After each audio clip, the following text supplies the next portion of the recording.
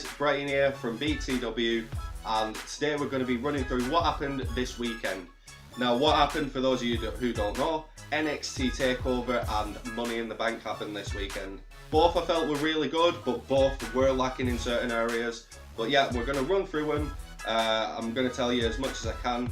We will also talk about who lost on the predictions and is going to have to face the forfeits for both pay-per-views. So the best place to start with this is going to be NXT. And the first match that we saw on there was the Undisputed Era against Oney Lorcan and Danny Burch. Really good match, fast paced, like there was so much going on, you weren't kept bored throughout the match. One of the things that I thought would happen ended up, it did happen, and it was Adam Cole getting involved in the match. It felt good, not gonna lie, but then you had that beautiful moment where it looked like both members of Undisputed Era were gonna tap, but then Kyle O'Reilly with a boot to the face to break up the submission. Thought it was absolutely amazing. Undisputed Era ended up walking away with the victory and with the championships, which I feel is a brilliant move, because going forward, Undisputed Era, they're just going to be dominant, and they're going to be like, I feel like it'll be similar to the Four Horsemen, where we're going to see them all holding a title and just dominating. Next match on the card was Ricochet against Velveteen Dream. Again, this match felt very fast paced, a lot of great offense. 2 points that I really want to point out are the attempted 630 across the ring and the attempted elbow drop. Both looked absolutely fantastic. So yeah, you can take nothing away from either man. But yeah, it did finish up with Ricochet hitting the 630 and winning the match. Ricochet is unbelievable, and like we said in the last video, he should have got the AJ Styles treatment where he was drafted straight to the main roster, because yeah, it's just amazing. The next match that we had was Shayna Baszler versus Nikki Cross for the NXT Women's Championship. This match really did grab me. Just Nikki Cross, unbelievable. Like, the character she has is completely mental, and I absolutely love it.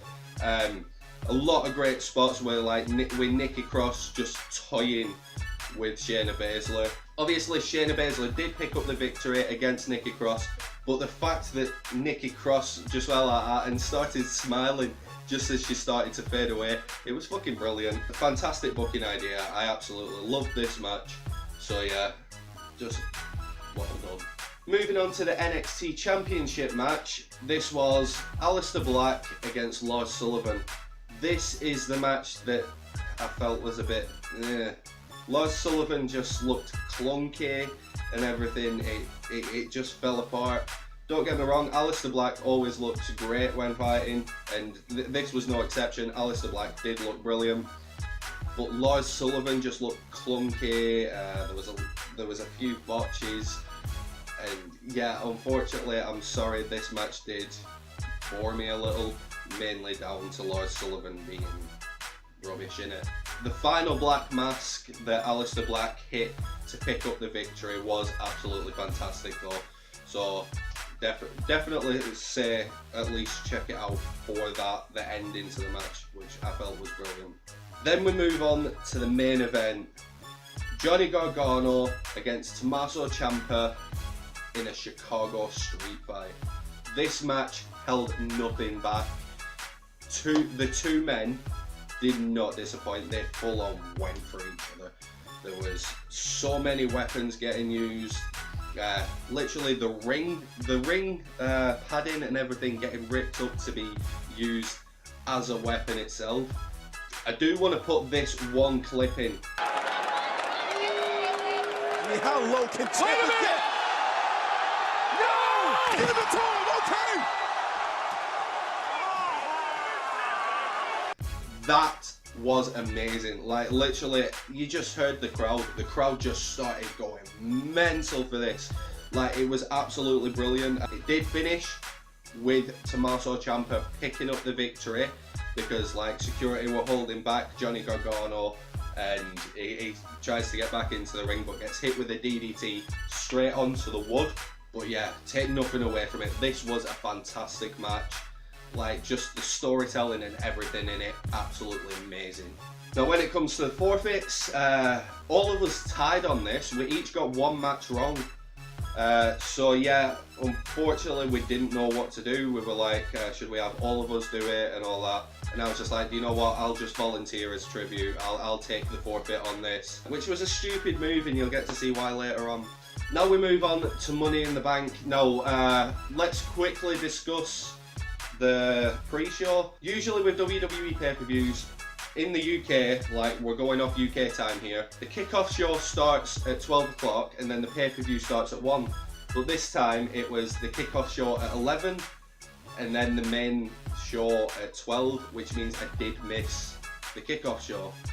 So let's just get this out of the way. The Bludgeon Brothers beat the Good Brothers. That's all I know. I didn't actually see the match. With that being said, let's get on to the main show. And the first match that we saw here was Daniel Bryan against Big Cass. Big Cass all clunky and everything. It didn't feel like a good match. Daniel Bryan walked away with a victory, which I felt was brilliant because he needs to, because he's just been thrown into this shitty feud. But hopefully now, yeah, they can move forward with The Miz versus Daniel Bryan. Next match that we saw was Bobby Lashley against Sami Zayn. Again, for me, this match felt a bit slow and a bit all over the place. So yeah, I didn't really get invested into this. That's not to take anything away from both competitors. They put on what I guess was an okay match. I just didn't feel it. It just felt a bit all over the place for me. So yeah, the winner of this match was Bobby Lashley. Well, of course it was. They had Sami Zayn ripping on the whole military stuff. They're not exactly gonna have the guy who's been ripping on the military be victorious on this. I'm sorry.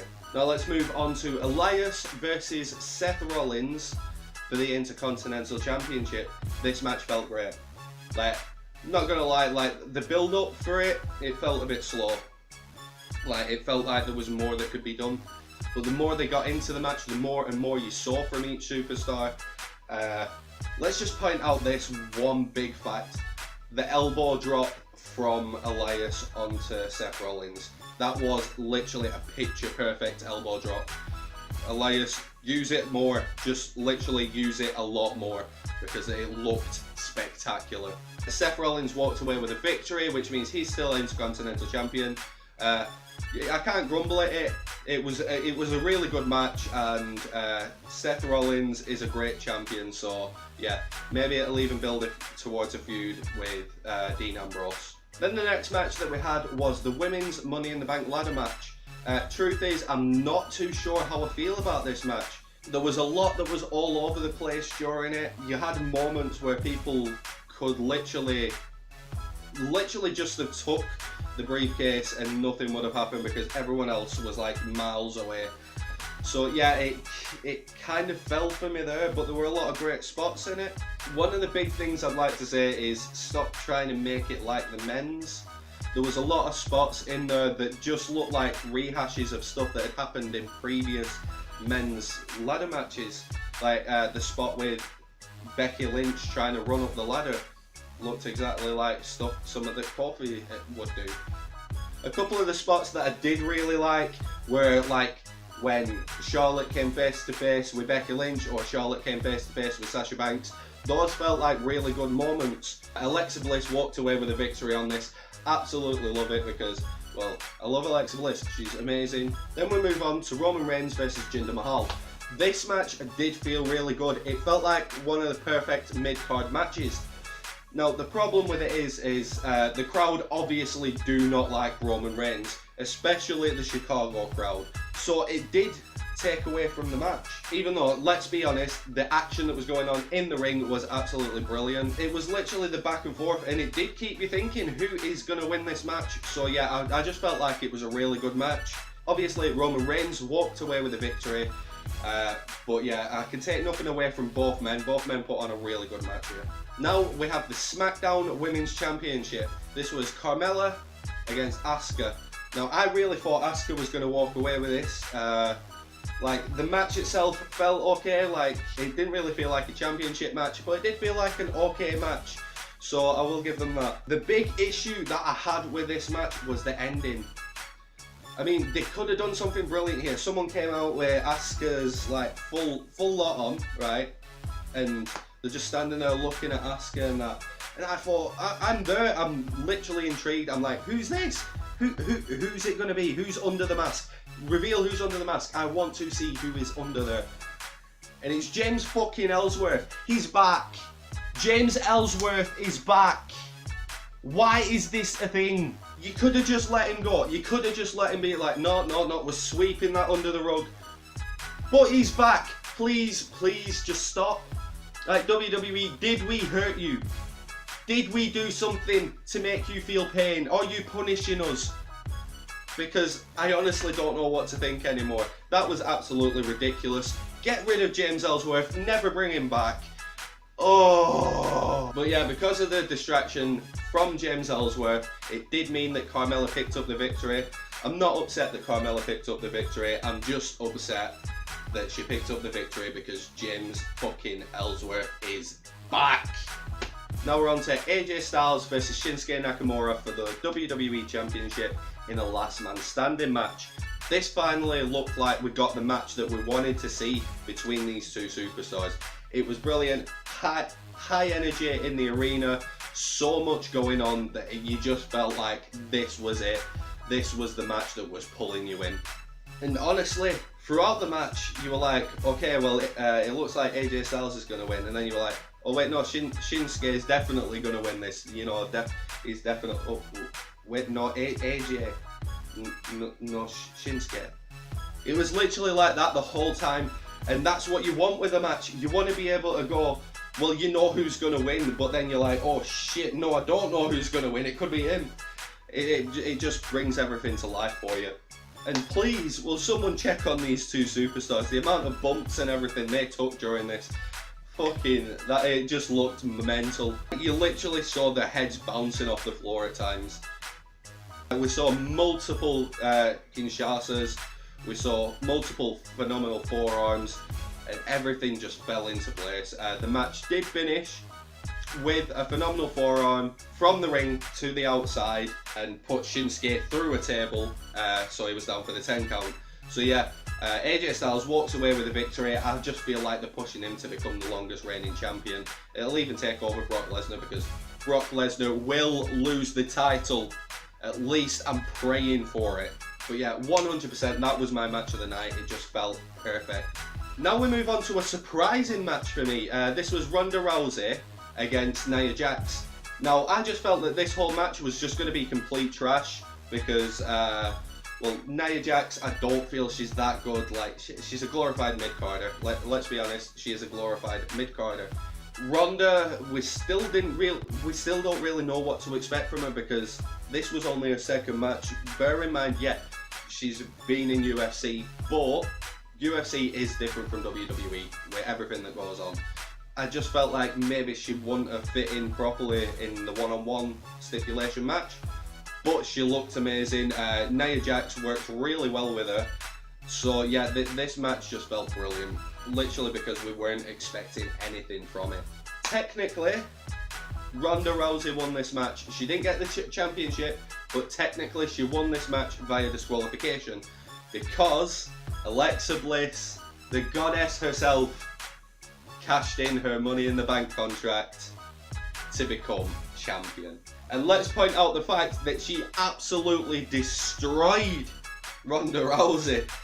Like, she just went non-stop on her, just smack with a briefcase, just destroying her.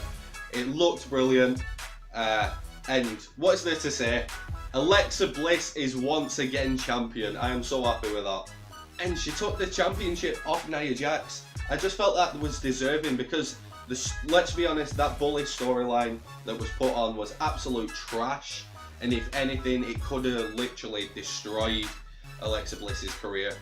But fortunately, she's back as champion. Everything is right with WWE again, so yeah, I'm happy. Now we move on to the final match of the night. This is the men's Money in the Bank ladder match. This match again felt really good. It was a perfect way to close out the show. A lot of amazing spots in this. You had like everyone burying Braun Strowman with the ladders. You had the moment Braun Strowman got back up. Like, him and Kevin Owens climbed up this, it was like 16-foot ladder. And then Braun Strowman pushes Kevin Owens off the ladder and through a table. The first words that came out of my mouth were literally just, holy shit! It just looked fucking spectacular. A lot of back and forth between the superstars. Samoa Joe looked fantastic throughout this. I do want to see Braun Strowman against Samoa Joe in a match, just a one-on-one, because let's face it, it would be fantastic. With them being on opposite brands, at the moment it's unlikely, but I think we will see it at some point in the future.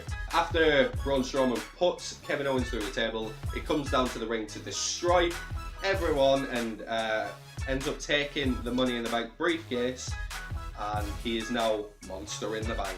So one thing that you've got to remember from this is now Team Lil Big both won the Money in the Bank ladder matches. Team Lil Big. It's just poetic, innit? For the predictions for this, I was the loser, which means I have to do both forfeits. Hence why I said earlier it was stupid that I said I would take the forfeit on that. So yeah, just so that you guys know what to expect from the video on Wednesday or on Friday whenever I post it up. I'm going to pick them out now. So you ready?